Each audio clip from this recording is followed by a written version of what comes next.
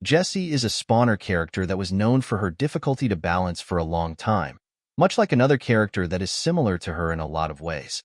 Both of them were difficult to balance by virtue of dominating lower ladder, and looking at why requires a deep analysis of both in relation to one another. Let's take a look at Jessie through the years. In case you haven't noticed yet, the other brawler is Penny. Both of them received some sort of rework to some part of their kit to make them viable without ruining low ladder, but Penny's was obviously much bigger than Jessie's. Despite this, Jessie is used much more than Penny nowadays, even without her hypercharge. Thus, I have decided to make this a two-parter style video, similar to the PowerPoints about Barley and Brock. Check out both after watching this video. This is Jessie's video though, so let's talk about Jessie. And can I just say, this is such a great time to be talking about her. She's a spawner character, meaning she has the ability to spawn a bot-controlled pet onto the field. However, unlike Nita, her pet can't move. So while Nita's bear gets to move with her and give her an aggressive meat shield, Jessie has to stay with her turret and defend it with her attacks. This makes her more of a defensive brawler, forcing enemies to go through her while making it very difficult to do just that. Unfortunately, with hypercharges, a lot of brawlers that normally wouldn't be able to get through her defense are able to rip her turret to shreds. In general, with hypercharges running rampant across the game, defense is really hard to maintain well. And yet, Jessie still manages to find her niche. Despite the fact that her super can't move and therefore wouldn't provide much of an offensive benefit, she still manages to be an offensive threat all the same. But this resilience wasn't reflected during the majority of her lifespan. Back then, Jessie consistently placed in the F tier, and it seemed there was no saving her.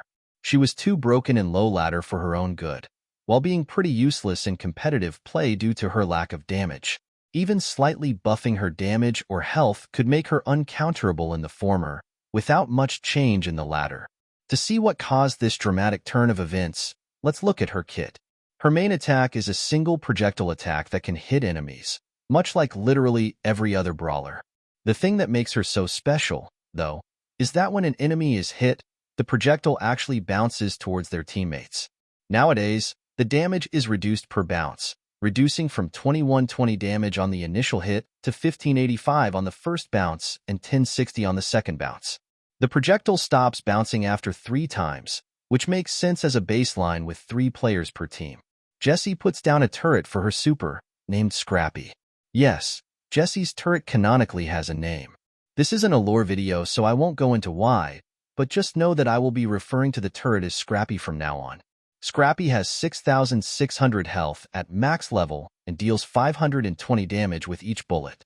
The bullets in question are automatically shot by Scrappy when an enemy is within a 9-tile range, but they aren't guaranteed to hit. Scrappy instead has a 30-degree spread on its attacks, making it so that whenever it locks onto a target, the bullets will shoot in random directions within this area.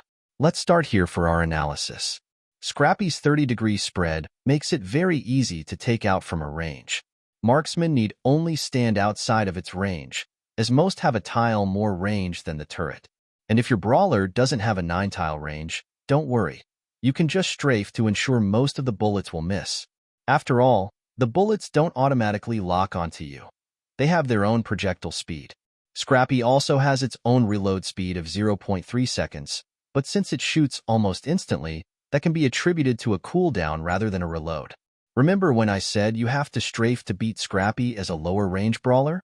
Well, let's talk about strafing, since it's a pretty niche term for a lot of casual players.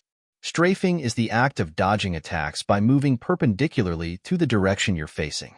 For example, if you're facing forward against a Scrappy turret, you strafe left and right to avoid its shots.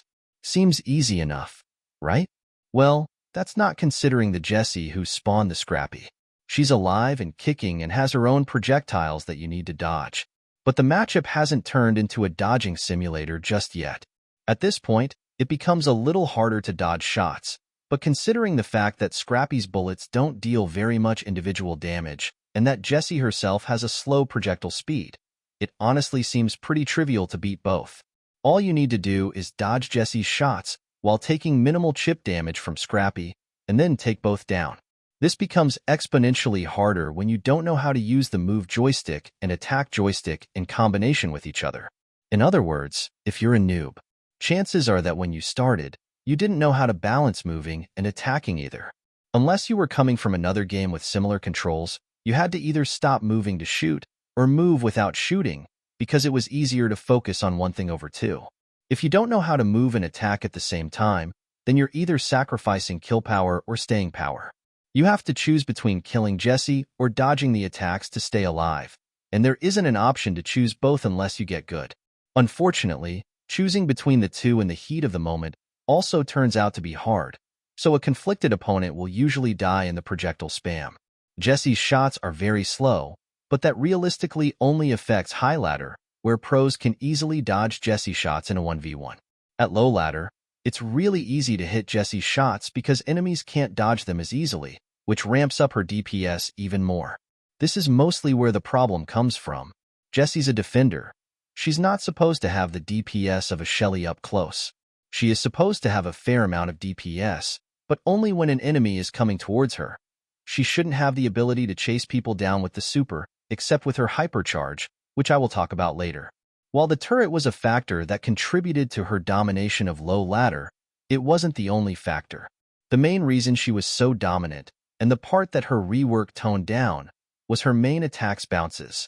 See, the attack lowers its damage per bounce now. That wasn't always the case.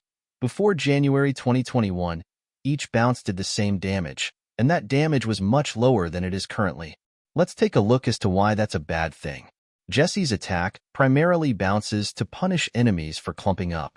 This allows for her to deal with singular enemies and use her strong defense to push each one of them back. In other words, the bounce is a warning, and her defense is the actual kill confirm. The bounce is not intended to have the ability to kill. Typically in competitive, players split into designated lanes, in which they can 1v1 members of the enemy team. These lanes are mid lane, left lane, and right lane. While there are some strategies that aim to use two teammates to clear out the enemy lane, such as with Buster and Kit, they still have to function off the backs of 1v1s. After all, it has to be safe to set up two teammates together. The reason the game is played like this is because it's way too risky to get 2v1 ed. 2v1, ing, or pinching enemies in Brawl Stars is inherently overpowered due to the fact that most abilities don't allow you to shoot past walls. While in a 1v1 scenario, one person can camp behind a wall to abuse this fact, in a 2v1 this becomes much harder when there's another teammate that has access to the backside of that wall. Imagine a Piper and a Brock versus a Mandy. Even though the Mandy should, in theory, win the 1v1 against both of them due to the range advantage, the 2v1 flips the scenario on its head. All of a sudden, Piper and Brock have a ton of options. Piper can tank a shot and dodge Mandy while Brock closes in for the kill, or both of them can corner Mandy into a wall and take turns shooting her until she's dead. When Mandy dodges a Piper shot, Brock can follow up at the spot where Mandy moves. This kind of knowledge takes experience, though. You have to face a Piper and a Brock doing this before you can gain the foresight to avoid such a position. And you have to face multiple games of this happening to other people before you learn how to divide into lanes. Guess which players don't have that experience? That's right, noobs. At first, many players just go into the mid lane. It makes sense after all.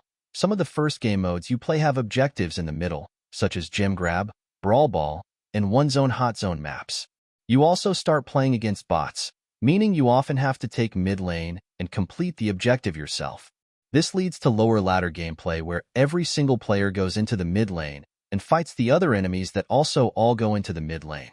But when you have a Jessie on your team, things change.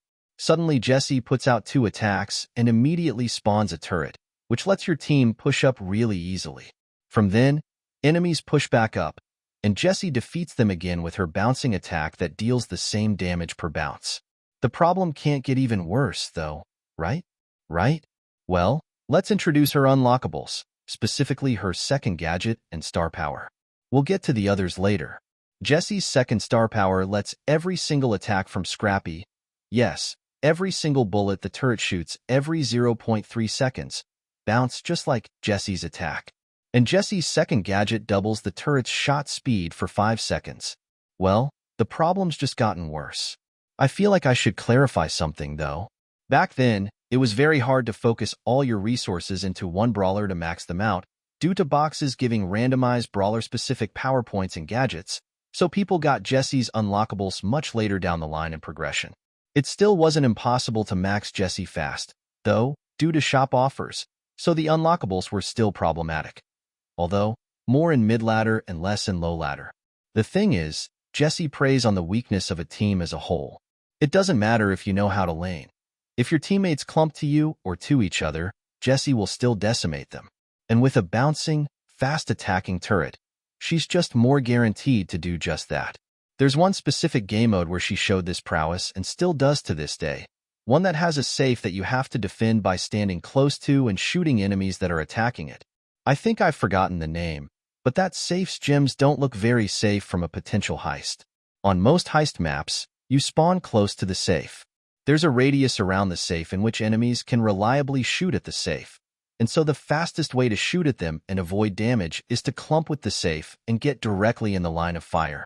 Defending the safe has a little more of a learning curve, because at first, clumping with the safe seems like optimal play. But against a Jessie, she just turns on that gadget, and your entire defense is wiped after respawning, like 5 seconds ago. And the same point still stands. Even if you know how to defend against the safe and reliably take out Scrappy, the turret will still have bounced on your teammates, and Jessie has a brand new turret ready to go. Even now, just a single Jessie push can take over 50% of the safe. Jessie's still strong in heist, by the way, and has remained a staple pick, because her range allows her to compete with the competition. The difference between then and now, though, is that now Jessie has more upfront damage for actual pressure against a lot of different brawlers. In return, though, Jessie can't exploit the bounces as easily against noobs, leading to her becoming slightly more balanced at low ladder while rising in the competitive meta. But the question still remains. How does Jessie deal with hypercharge as a defensive brawler? Jessie wasn't exactly the best brawler during the first round of hypercharges, but she did counter the meta. And the reason why has to do with her first star power and first gadget. Her first star power lets her heal Scrappy by 1060 health by hitting it with her attack, and her first gadget instantly slows everyone within a 4 1/3 tile radius from her turret for 4 seconds. If a hypercharged brawler was rushing towards Jessie, she could just pop the gadget to slow them, then attack the enemy with both the turret and her own attack. The turret worked as a meat shield for Jessie, so she didn't have to worry about the attack damage increase, and whenever her turret was in danger of dying, she just had to attack it to heal it back up again. Since the hypercharge timer didn't increase when you hit a spawnable, it was a great way to waste hypercharges. Unlike Cordelius or Otis, who were typical counters to hypercharge, Jessie's role didn't get filled by those hypercharged brawlers, because she was a defensive brawler. Her best defense was, after all, defense. And during the second batch of hypercharges in the Bizarre Circus update, she got her own hypercharge, which boosted Scrappy's health and damage by a considerable amount. While the hypercharge wasn't very good on release due to its slow charging time, a later buff that made it charge in 1.66 supers made Jessie one of the best brawlers in the game, even though her hypercharge buffed the defensive turret stats. Of course, the biggest reason why was because of the hypercharge stat increases. Any brawler becomes insane with those boosts, and Jessie was no different. The thing about her super, though, was that it was basically a wall. Walls are mostly used defensively, but when you use a wall to spawn trap the enemy team by putting it in a very offensive position, then it becomes a serious offensive threat. Jessie could use her first star power to heal the buffed turret even after her hypercharge ended, and keep it near the enemy to delay them for as long as possible. So even though she was still setting up a defensive turret, the position of the turret is what makes it so powerful offensively. And that brings us to now. Jessie hasn't received any balance changes since the tweaking of her hypercharge rate, and it's safe to say that she will retain this niche for a very long time. She had one of the greatest rises in all of history, of course, rivaled by another brawler who wears a cannon on her back. But you'll have to stick around for that can of worms. Thanks for watching. Watch this video, or this playlist, or join the Discord server.